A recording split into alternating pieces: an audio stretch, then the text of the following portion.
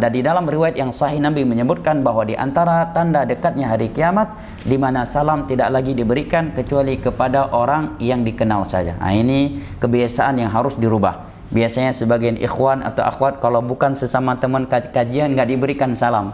Tapi kalau jumpa dengan teman-teman kajian, assalamualaikum ya akhi, assalamualaikum ukhti. Begitu keluar dari masjid, ya jumpa dengan muslim dan muslimah lainnya yang juga saudara, yang mereka juga saudaranya. Innamal mu'minuna ikhwah.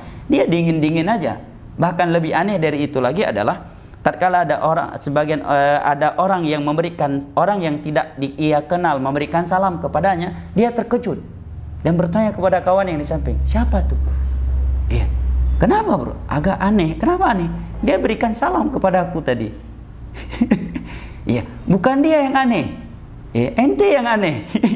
Dia memberikan salam kepada ente karena dia tahu ente muslim. Maka dia memberikan salam walaupun dia nggak kenal sama ente. Memberikan salam hanya kepada orang yang kita kenal saja, itu salah satu dari tanda dekatnya hari kiamat. Itu adalah sebuah kerusakan di tengah-tengah Islam, di tengah-tengah kaum muslimin. Nah, wa taqra'us salam 'ala man 'arafta wa man lam ta'rif. Berikan salam kepada orang yang engkau kenal maupun kepada orang yang tidak engkau kenal. Dan Nabi SAW menyebutkan bahwa salatun darajat, ada 3 hal yang dapat meningkatkan derajat seorang hamba di sisi Allah. Nabi katakan as-salatu bil-lail wan nasu niyam. Nabi menyatakan ifsya'us salam wa it'amu ta'am was-salatu bil-lail wan nasu niyam. Menyebarkan salam, suka memberikan makan, dan salat di malam hari di saat keumuman manusia sedang terlelap tidur.